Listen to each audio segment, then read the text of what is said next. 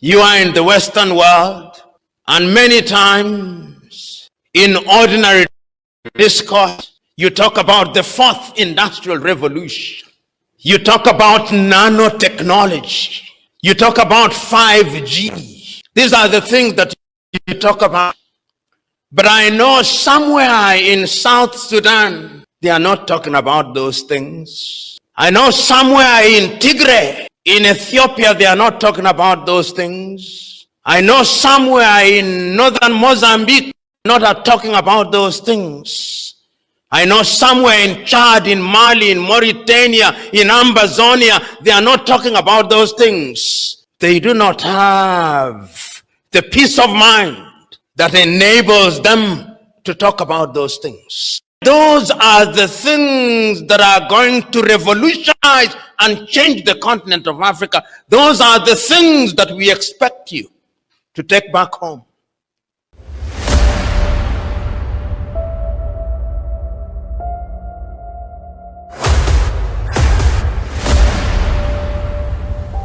This is the journey to one Africa. Start by saying how thankful I am for the invitation that now sees me standing on this podium. The young volunteers who have taken time to ensure that the processes leading to this gathering are a success, I salute you. To the individuals in different parts of the United States who have facilitated this visit, I also salute them. I always tell my friends that when you want to know that an African has acclimatized in the United States, there are few tests that you perform, and one of them is when in Cincinnati, when they start saying Cincinnati, then you know they are now properly acclimatized in the United States. And when they are in New Mexico, when we were learning geography, there was a particular place in New Mexico which our teachers very confidently told us Albuquerque. Then we discovered that is Albuquerque. Then you know that they are in the United States of America. And of course, we come and ask for water and they say water. Then we know they're in the United States of America. But that aside, the significance of gatherings such as this is not because they give us the opportunity to deliver, but to talk about very practical things, particularly as it relates to the continent of Africa. The continent of Africa is the mother continent, and this we say times without number. There is not a single part of the world that has not known the benefit of the continent of Africa. Many of you will travel to Europe, to Brussels, which is the headquarters of the European Union. If you for one moment imagine that Brussels glitters, it glitters because of the minerals that she took from the Republic of Congo. If you stand at the entrance of the Buckingham Palace in the United Kingdom, which is not so united anyway, you see the gold there. It is true that that gold came from Ghana, which they referred to as the Gold Coast. And if you then are invited by an Englishman for a cup of tea and claim that it is English tea, that tea will have come from Kenya in Africa. And if indeed you go to Switzerland and they talk about the Swiss chocolate, however christened, that chocolate will have come from Cote d'Ivoire or Ghana or Togo. And if you go to many capitals of the world and you see electricity, perhaps some copper from Zambia was utilized. And if you come to this great United States of America and you desire to talk about her greatness, it is and daughters of Africa spirited from her several years ago that worked themselves to death to make this continent great. And if you go to Brazil, it is the same thing. And we say all these things to remind us that Africa has touched every part of the world. And there is a sense in which, gone through that furnace of trials and tribulations, the continent has been traumatized. And this trauma has undermined her. Many times that we talk about the division of Africa on that infamous day in Berlin in 1884, and we talk about it casually if it was a historical event now fossilized in history. Yet its impact is as alive today as it was those years ago, and Africa continues to suffer because of the and rapacious events that took place in Berlin in 1884. Conflicts that undermine Africa's growth and development were manufactured in Berlin, so that today, when you look at the continent of Africa and you see Mali is underachieving, or Chad is underachieving, or Burkina Faso is underachieving, it's not only because of Berlin in 1884, but because of the courtesy of Berlin that the French still treat that part of the world as if it were a fiefdom of France. It is because of those activities that when we seek to do things as a continent, there is a sense in which for some reason we have now been persuaded that if the Portuguese were present in Cabo Verde and Guinea-Bissau, then the Cabo Verdean and the Guinea-Bissawan is different from the Liberian, and that does undermine us. And indeed, that is the very same attitude that we have when we go to the Democratic Republic of Congo, and we are quick to be reminded that the people of the Democratic Republic of Congo are different from the people of Central African Republic. These issues may be discussed as historical curiosities, but they are not, because Africa continues to be weighed down by these events. Indeed, one may say that heritage continues to be like an albatross on the neck of Africa, and indeed in many ways her Achilles heel. But we have now taken a solemn vow that we cannot continue to be consigned in that corner of history and continue to labor under a perpetual state of lamentation. And that is why we are now beginning to ask ourselves the very important question, what it is that we can do in order to ensure that the continent of Africa does not continue to punch below her weight.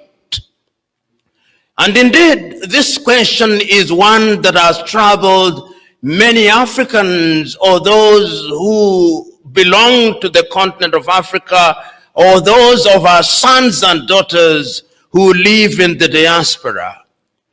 On the 5th day of the month of April in 1906, a young South African, whom some of you have read about, sometimes referred to as the father or the founder of the African National Congress in South Africa, Pixley Kaisa Kasem, was participating in a debate here in the United States at the University of Columbia, and he delivered a speech which then was to inform succeeding generations of African freedom fighters. And the title of that speech, which I commend to you to read, is The Regeneration of Africa. And the word regeneration was used very deliberately, and I use it very deliberately, because when we talk about the regeneration, we mean that there was an Africa which was performing at a certain level, but she was reduced in her level of performance, with the consequence that she now punches, as I've already said, below her weight, and she punches below her weight in the arena of economics. She punches below her weight in the arena of military strength. She punches below her weight in the political arena, and many are the times that when she is invited to the dinner table of the nations of the world, she is not invited as a diner, but she is invited as a waiter to wait on other civilizations. And we are now convinced that that position must pass. And we are posing to ourselves the question, how can that be reversed? And we are conscious of the fact that there are 1.4 billion or 1.5 billion individuals who are in the continent of Africa, but we are also aware that there are nearly 400 million individuals of African origin to be found in all the continents of the world. They are to be found here in the United States of America. They are to be found in South America or Latin America, some would prefer to call it. They are to be found in Australia. They are to be found in Asia. They are to be found in Europe. And some of them came here and willingly their ancestors had been enslaved. And some, and that includes most of you who are present in this arena, have come here in search of knowledge. And you came here in search of knowledge, in the knowledge that that knowledge would be used and would be deployed in the mother continent. And you are now serving this continent in different capacities. So that indeed today, when you look at the Africans in the diaspora, if you want to look at some of the best doctors that Africa has ever produced, you come to the United States of America or you visit Europe.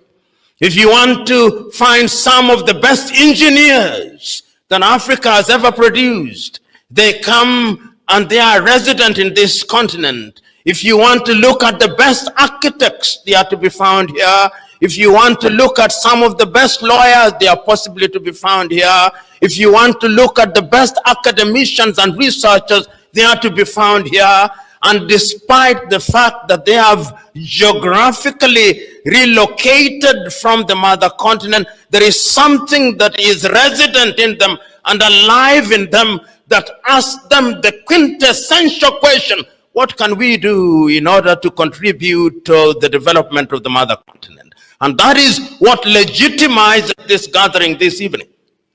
You are here because the question is being posed to you rhetorically: what can we do so that the mother continent can realize our potential?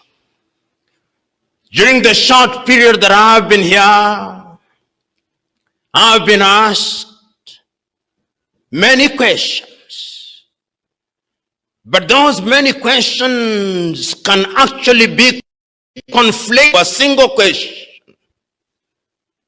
how can we regenerate the mother continent? That is the question. It may come in different permutations, but the question is, how can we regenerate her? And this is not an arcane science.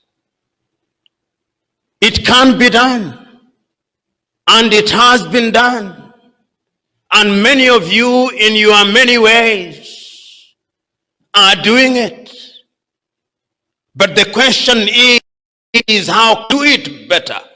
This is the question.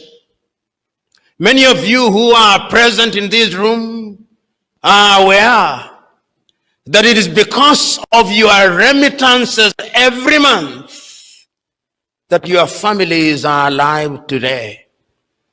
It is because of your remittances every month that your mothers, your fathers, your sisters, your brothers are alive today, because you enabled them to go to some health facility and they were rescued by those remittances. Many of you are here and aware that were it not for your intervention, your siblings would not go to school.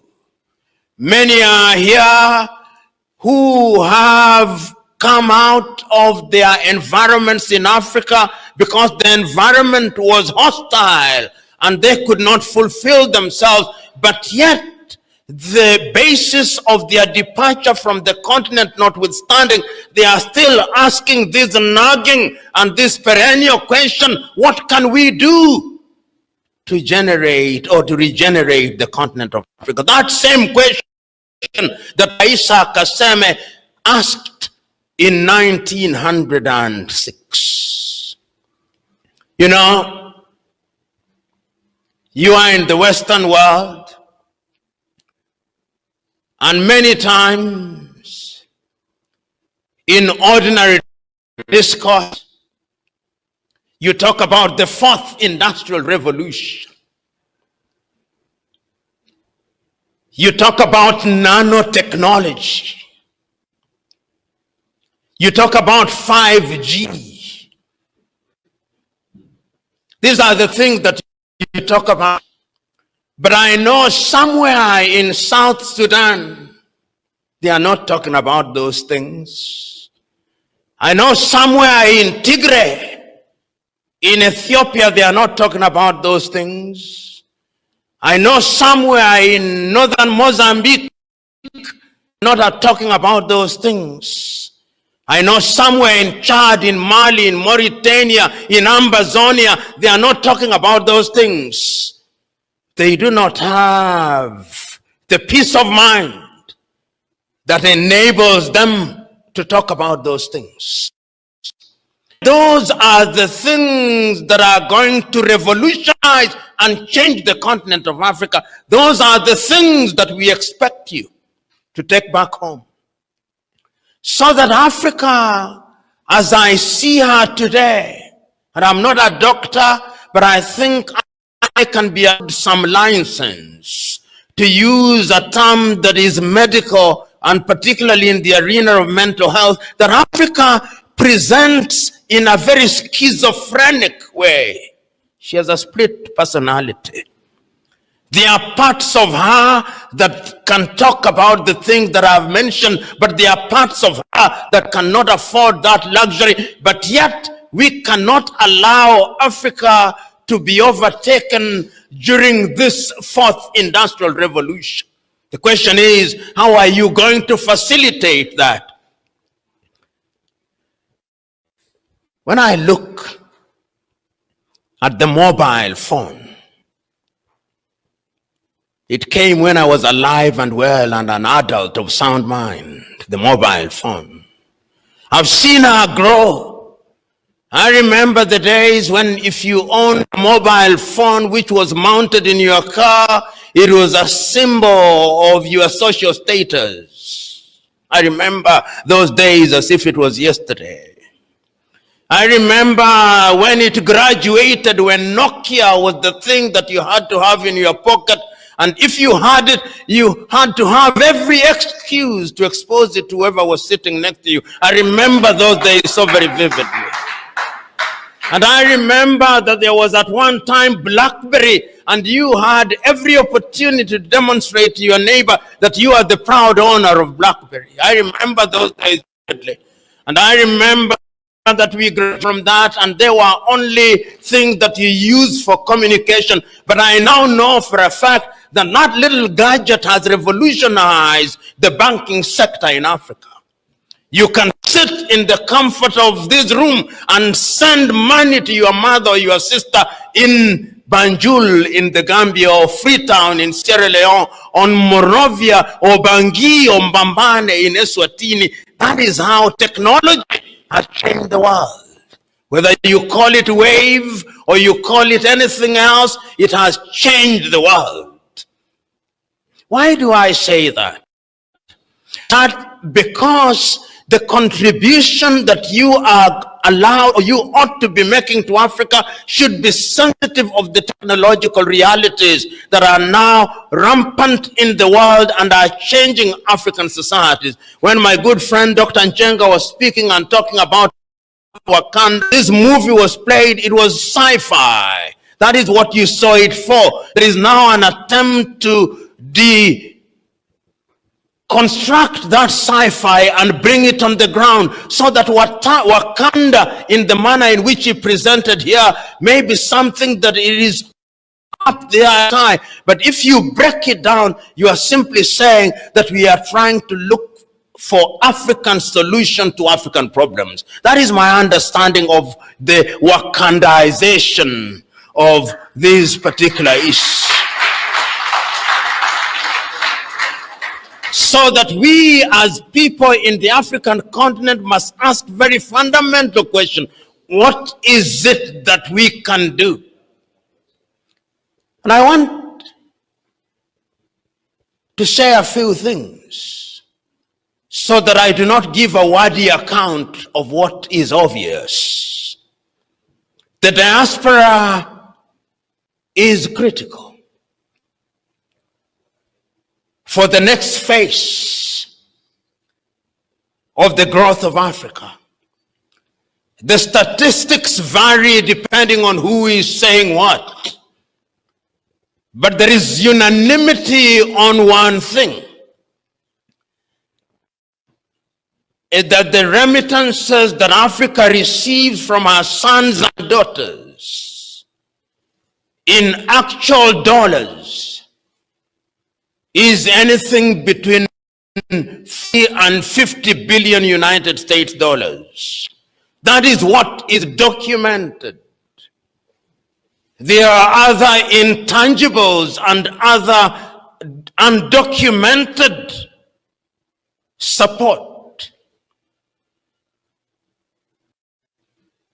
that Africa receives from her sons and daughters. But because they are uncoordinated, sometimes the impact is not felt as it ought to be felt. I think it is yesterday or the day before yesterday when I told my audience that when you want to change the world, you've got to be like water, agile and formless. When it is in a glass, shape of a glass. When it is in a bottle, it takes the shape of a bottle. When it is collected in a small puddle, it is called a pond. When it is flowing, you call it a river. When it is confined by land, sometimes you call it a sea. When it knows no boundaries and separates continents, you call it an ocean. But yet, its great splendor lies in the fact that it is adaptable. I'm now suggesting to you and to all of us here that one of the ways in which you can make great impact in the continent of Africa is to unite your efforts. Since I came here, I've seen and I've interacted with several organizations that are run by Africans and support Africa, people of African origin, people who are doing great things in the continent of Africa. Some of them I did not know, some I knew. But it surprises me that some of these interventions are to be found in the inner recesses of the continent of Africa. Yesterday I had the Judge Yates, and I discovered that an organization in which he serves is active, changing lives in Kenya.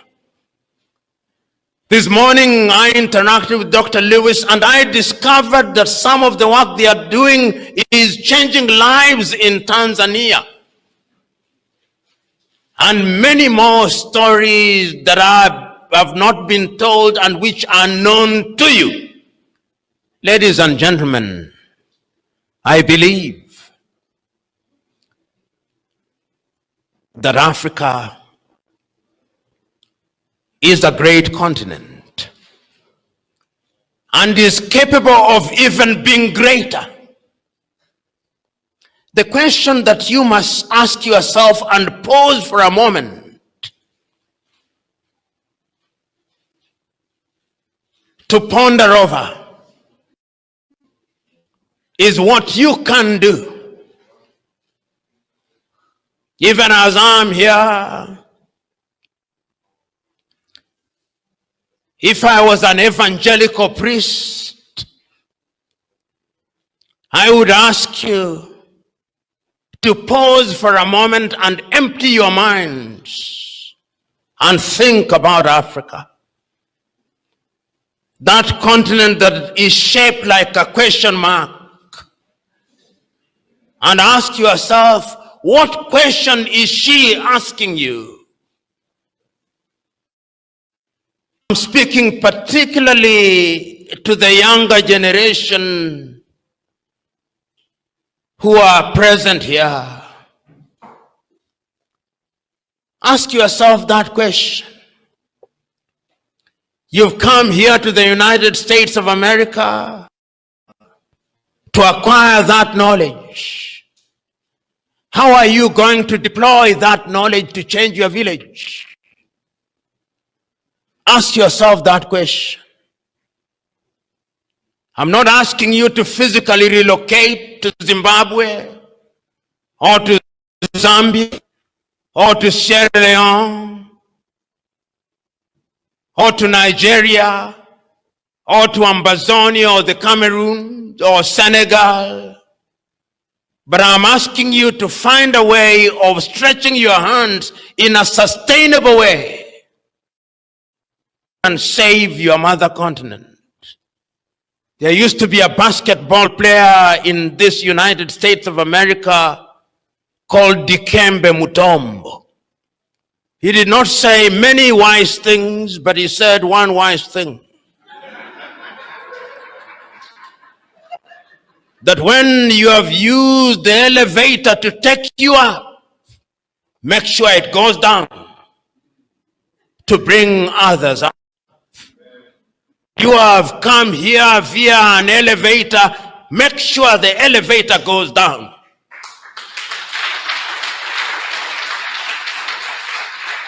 I also remember those immortal words spoken by the American civil rights fighter Jesse Jackson when he said, "Don't look at a man or a woman who is down unless you want to raise him up."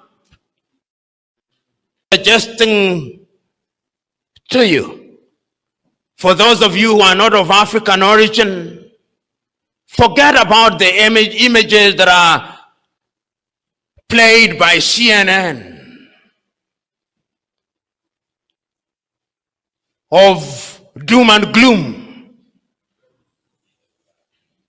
There is glow and glitter in the continent of Africa.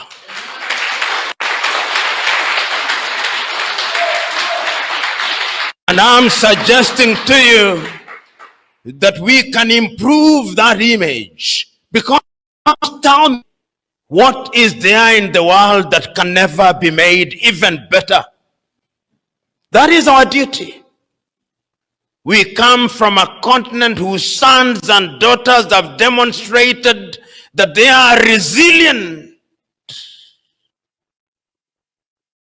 Tom has never visited the continent of Africa. If you want to understand man's inhumanity to man in its ugliest splendor, ask the African. Just this afternoon we went to the underground rail and we saw man's inhumanity to man. Yet the Africa is alive and well. And once that face of us had been eliminated by Africans and other civilizations of goodwill, those whose only claim to fame is to trample Africa underfoot brought yet another scheme of man's inhumanity to man, the colonial project. And that too disappeared somehow. And when that also lost its luster, they brought another thing called the neo-colonial project, which is a Kwame Nkrumah, the Osagyefo of Ghana, says that there is nothing more pernicious than the neo-colonial project, because it is slavery and colonialism and neo-colonialism rolled into one, but wearing a friendly mask. He compares it to the Trojan horse. That is where we find ourselves. So the 400 million people of African origin who are resident outside of the continent of Africa, what is the contribution that you can and must make? For how can you afford a sleep if you are Zambian, if your village has no potable water? How can you? Even if you sleep, sleep departs from your eyes. If you are from Zimbabwe and you know that there is 90% unemployment, how can you possibly sleep soundly? If you are from Ambazonia and you know that if you visit your rural home, you are a possible victim of kidnap, how can you possibly afford the luxury of sleeping? And if you are from Nigeria, how can you? If you are from Ethiopia and you know that 4.4 million are displaced in Tigray, how can you? Even if you wanted to sleep, sleep departs. And this is why you are here in this assembly. You would have been elsewhere, but you have chosen to be here in order that we may share our thoughts on how Africa can be regenerated. And I'm not saying the things that I'm saying because I have the monopoly of knowledge and wisdom. No.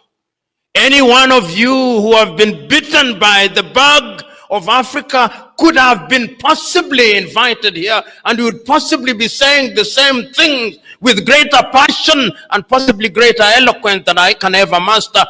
What I'm doing is to share my thoughts with you in the knowledge that these ideas that I'm propagating are only valuable if they are cross-fertilized and cross-pollinated. Brethren, when one thinks about Mother Africa and the need for a regeneration, one can go on and on. But as a young student of economics, I was taught that there is something called the law of diminishing returns.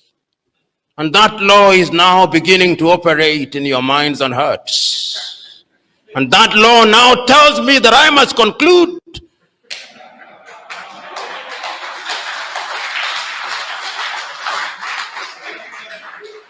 And conclude I will by telling you that going forward, it is going to be necessary that we combine our efforts so that we may help the mother continent. Whatever you are doing, whatever organization that you belong to, make sure that you are coordinated. Always remember this saying, which is the saying of the wise, which is not original to me, but which I use every so often, that the ocean cannot exist in split. You cannot be the ocean, but be a good droplet.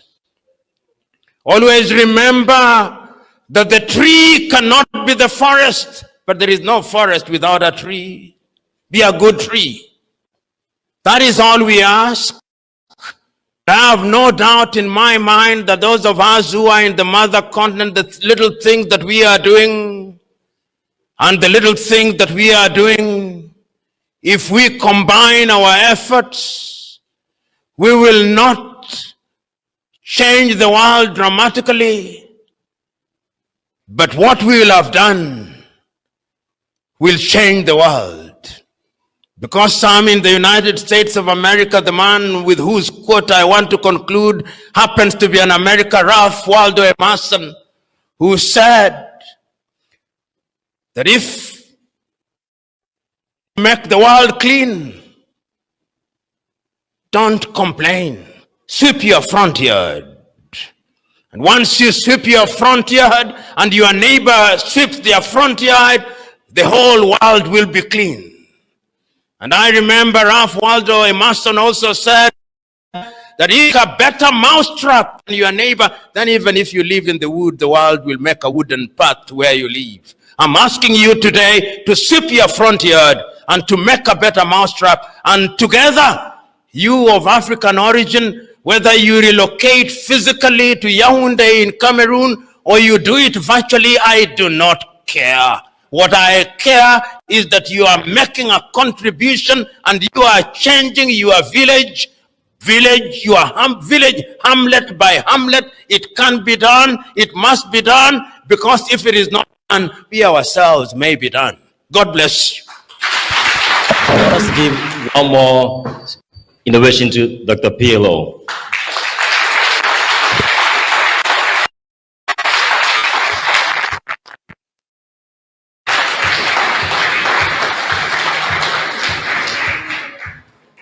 I know that he would take few questions, right, from the audience. So I'm gonna go around and David Mutua. Yes. David Mutua is he's taking my MC job. I'm like, David, you don't take my job as an MC for tonight. Mutua, David, come on stage, man. Come on, David. David is a good guy. That's my brother right here. Thanks so much, David. So David and I are going to help with the Q&A. David, can you go around and maybe, if anyone has questions, please reach out to David real quick. Yeah, David. Yeah. There's one person in the back, David. Yeah. So we're taking how many questions? 3. we'll do 3 questions and minimum 2 hours. So let's listen. Yes, great, thank you, Professor. My question is, how do we or you capture a portion of this now and pass it on through mentorship, or what's being done to make sure that more PLO movers will follow? Thank you very much. You know, only this morning I was interacting with his students at the university, and I shared with them an African proverb that he or she who has not traveled thinks that his mother or her mother is the best cook. And I think the wisdom I'm saying is that the more one travels, the more one recognizes that there are many people who are doing good things. This is what has amazed me. As I've traveled across the continent of Africa, I see young men and women doing amazing things. The only difference is that a few of us perhaps have our ideas given the oxygen of publicity. What we need to do, therefore, is to share this oxygen so that younger men and women who are good things are also prominent in the thing that they are doing. And in addition to that is this thing that we call mentorship. Because if you want to determine whether you are a leader, and leadership simply means, from where I sit, that offering service that is changing lives, it makes no sense if you do not hold the hand of many others. I like making reference to this story that many West Africans will have heard, the story that is told in Chinua as Things Fall Apart, or I think it is also repeated in the book No Longer at Ease, where one of the people is speaking and is asking, where are the young suckers that will grow when the old banana dies? And you yourself are involved in very many initiatives and are involved in initiatives, and I'm quite certain that there are men and women who are following what you are doing. The saying goes that as mother cow chews, baby cow watches and sees how it is done. And to me, that is what mentorship is all about. The mother cow that is chewing and the baby cow is watching so that they can even perfect what you are doing. Because there is no greater recompense for a teacher than to produce pupils who surpass him or her. And from where we sit, through our foundation, through our presence in 38 countries within the continent and 10 outside of the continent, what we are trying to do is to ensure that we energize people. And you don't change people. You find somebody is good in a particular area, then you energize them in that area. You don't want to clone people. You don't want to create people like yourself. So that is the way we are doing it. And I hope that all of us in this room are trying to do things of that nature. Many of you are already doing that. Just continue doing it even better. Thank you.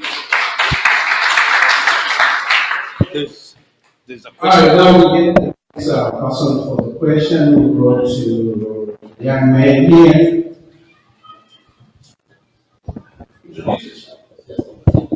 Professor PLO Lumumba, ladies and gentlemen, good evening. I'm grateful for the opportunity to express myself. My name is Aura Ujana.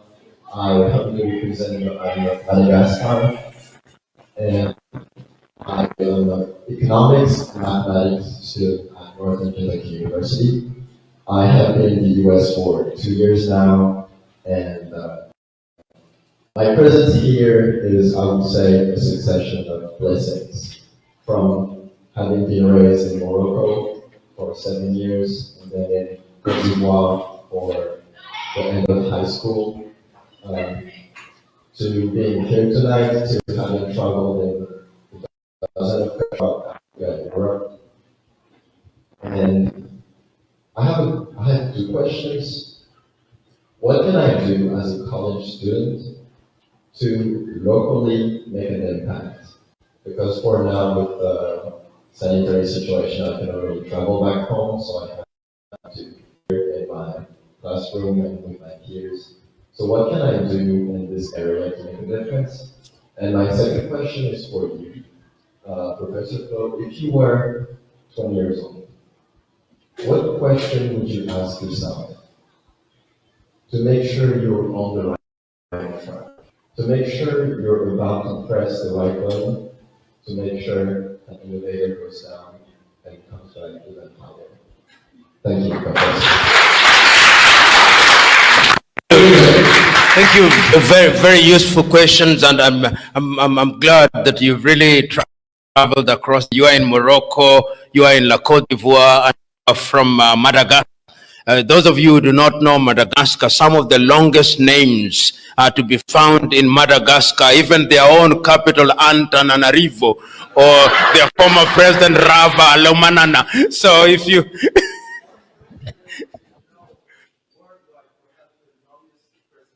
Yes, it so that tells you.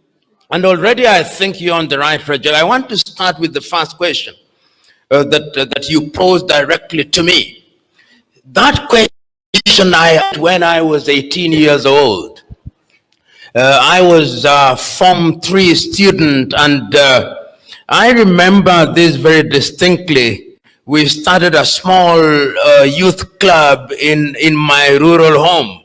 And even as I speak to you, the little land that I persuaded my father to give the organization is still there. And that is very important, that of course when you are young, you'll make a few mistakes here and there, and I think that is allowed. But the most important thing is that you must be clear about certain things. And perhaps this may sound a little artificial, because you cannot be too clear about certain things at a certain stage in your life. In many ways, you have a buffet of ideas. And as you grow older, you sample quite a number of things in the buffet. And that is where then becomes very important. Because if you are being mentored, you are then able to identify the things for which you have passion. I know, for example, in our generation, or even generation, those who are a little older than us, that there is the tendency for parents to live through you.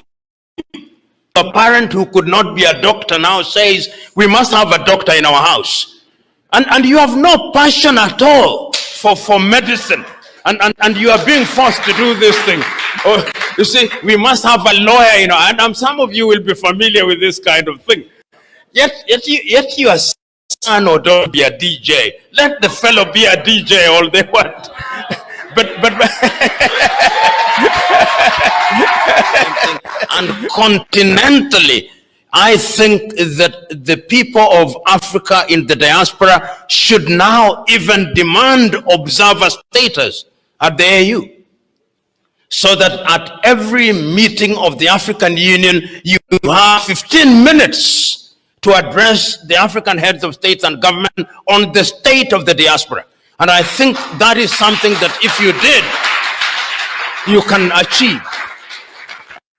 And don't, those of you who are from One Voice, this is the kind of thing that you ought to be agitating, your own organization. And you write a petition to the president of the council and the president of the union, Mahamat and Tshisekedi Felix of the Democratic Republic of Congo. And if you do it, I think it is something that they will be able to understand. Because what happens when these leaders come here, they are so shielded from the reality that what they do is that they are chaperoned from one five-star hotel to the other. They don't have interaction. The questions that they are asked are pre-arranged so that it would appear that it is random, but the people have been pre-selected to pose pre-selected questions. The answers were written before they left their homes, and the whole thing is a charade. And that, I think, is one of the things that you must not allow to happen to you. When you have a leader or leaders who want to serve you, the questions must come from the hearts and minds of men, not a Hollywood act. Thank you very much.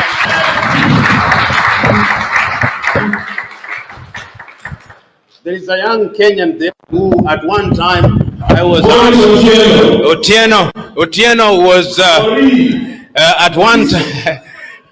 at one time people used to ask me, why is it that you say these things and you don't seek public office? So in the year 2007, I sought to be a parliamentary candidate somewhere in Nairobi. And you'll remember we held over 250 town hall meetings, and I was explaining things. I was waxing eloquent, saying I'll give nobody any amount of money. And on the day of the election, we discovered that the people we were talking to are not voters in our constituency. So you may ask the question. That is how I am meeting him since I last met him in the year 2007. Hey guys, we used to call him Mweshimiwa. Wesh was a big name. Apparently things fall apart. But Wesh, we respect you. We respect the day you've been here with us. We're happy to have you here. David, we thank everybody for just hosting this event. What I can say is this. I want you to help us. I know you can help us. I know in 2007, things fell apart. But I'm glad you're here. You're here because of us. You're here because of Africans, Kenyans necessarily. So, let me remove my heart just for respect. What are we doing? I know everybody, every Kenyan here is doing anything they can do to help their families. We have not talked about that. People send money. People do what they have to do just to help their families. I'm going to talk about that. We are talking about investments. Already you're investing, putting your money right there. But how are we going to help each other? How are we fighting? We are fighting. Actually, one day I was with someone from Senegal. They speak French, I don't speak French.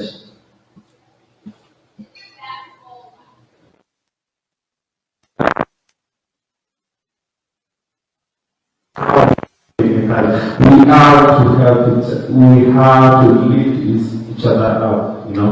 And thank you for PLO for coming here. Thank you, JD. Thank you, everybody, for coming here. Today, if you have a question, don't go without asking. Don't just. Thank you very much. What I note, the United States has been very kind to you. Because no, that is what I think it has been very. He didn't have this protection.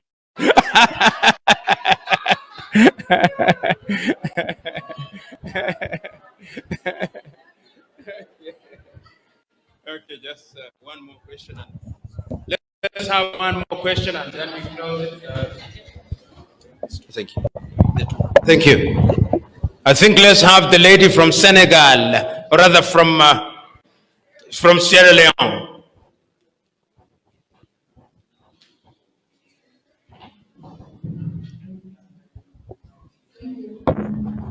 My name is from Sierra Leone, and I wanted to ask a question. So I see that you transitioned the phrase "Make America Great Again" to "Make Africa Great Again." So I wanted to know what are your 3 visions that you can give us to go home with Because I've pondered about this for a long time. I'm sure many of you have pondered. How do you see Africa be a great country that it is? With our borders, with our economics, and just with our language divisions that we have. What are 3 things that you can give us and tell us that you see your vision of making Africa great again, and how we can really build that? Thank you very much. The answer that I'm going to give you is not anything that has not been thought about. Number one, in order for Africa to realize our potential, we must break down the boundaries. And when I say break down the boundaries, I'm not naive about it. We must allow free movement of labor, because the greatest resource in any country in the world is human resource. The ability to make labor mobile is one of the things that is going to allow Africa to realize our potential. And I say that as being very fundamental. There are a number of countries that have already done that. In Rwanda now, if you are an African, you don't need a work permit. I expect that that should happen. And under the Kigali Protocol, one of the things that Africa has also resolved is that we must move towards one passport. Once you do that and enable labor to move as item number one, then you are going to improve Africa. Number two is that Africans must be in a position where they add value to their resources. And this can be done. Professor Njenga here is already telling you we start with agriculture, just value addition. Look at pineapples that they are producing from their farms. They must move away from exporting pineapple in its raw form. It must be pineapple which is ready to go to the supermarket. Value addition is going to be very important, and particularly those of you who are in the United States of America and other parts of the world, that is one of the things that we must do to our coffee, to our chocolate, to our things. And once we do that, we will ensure that we create a labor move, create employment opportunities, and that is why we are talking about the removal of tariff and non-tariff barriers within the continent. Number 5, we must ensure that governments have policies that are enabling. And this too can be done. Because if you don't have policy positions and a legal environment that is facilitating, then you are not going to change countries. And you may ask, how is this achievable? Is by making demands. Is it happening anywhere in the world? Yes, it is happening in different parts of Africa now. You have countries that are now saying that if you are organized as people from the diaspora and you want to invest, we'll have tax holidays and all those things. And if you are taking things in certain sectors of the economy, if it is in education, if it is in health, they will be tax exempt.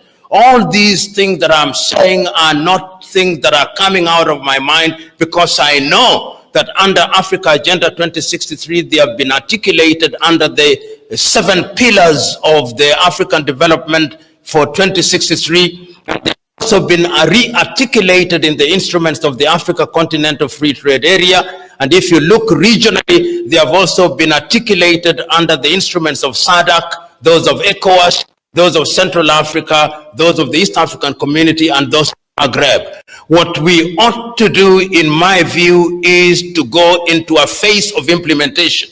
I was telling somebody in the African Union, Africa is a graveyard of beautiful instruments which are honored in breach. Let us pose this idea of coming up with more instruments to implement, and you would be shocked. There is not a single area that you and me can think of which has not been articulated within some instrument of Africa. I was telling somebody, look at the area of medicine alone.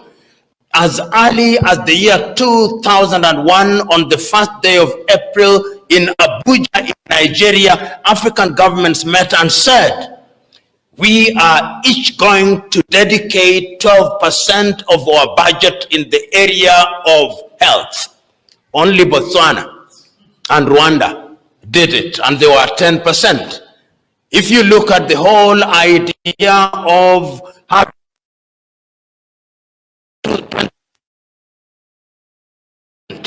only not more than 10 people in the, not more than 100 people in the continent of Africa have the African passport. And if you carried the African passport and arrived at Nnamdi Azikiwe Airport in Abuja, they'll ask you, what is this? So these are the things that I'm talking about. So lastly, in answering your very important question, I would have that the African Union deliberately, through the various embassies and consulates in the United States of America, has engagements with Africans in the diaspora. And this can be achieved initially through regions. You could engage ECOWAS as ECOWAS, engage SADC, engage East African Community as East African Community, engage countries that are under COMESA. And if you do that, then you will be thoroughly educated. And when you are thoroughly educated, then you go into the implementation phase. And these things are possible. Just to give you an example how Africa sometimes can be frustrated. Under the East African Community, we ought to have free movement of goods and services and free movement of labor. In the month of February last year, I'm visiting Sudan, South Sudan in Juba. And I must have a visa. When I arrive in Juba, they stamp for me that I must leave Juba within 30 days, and after the 3rd day, I must be registered with the nearest police station. I go to Khartoum in Sudan, and immediately you arrive in your hotel, you've got to be registered with the nearest Khartoum. Now, I arrive in the United States of America on the 7th day of the month July. They stamp my passport. If wanted, I can stay in the United States until the month, the 6th of January, the year 2022. And the story I'm making, in my own Africa, I can only do 30 days. Even in Nigeria, I arrive in Nigeria today, they'll tell me I must leave Nigeria within 30 days. You cannot grow if you do that. And look, we flew from Fort Myers in Florida. It's 3-hour, 50 minutes flight. Same country, same currency. It is assumed, but in Africa, and I've said this before, in 3 hours from Nairobi, Kenya, I would have been in Tanzania, I would have been in Zambia, I would have been in Malawi, I would have been in Mozambique, dealing with Kenya shilling, dealing with Kwacha, dealing with Metical in Mozambique. Then we wonder how and why African countries' economies can't grow. Have you ever had any African currency called? They can't be. And these are the little things that Africa is trying. In the East African Community, we said that we would have a single currency, I think, by the year 2025. We can't. In ECOWAS, you try to have a currency called ECO before the French hijacked it because they want the CFA franc. So these are little things, and you have ideas. Look at Europe today.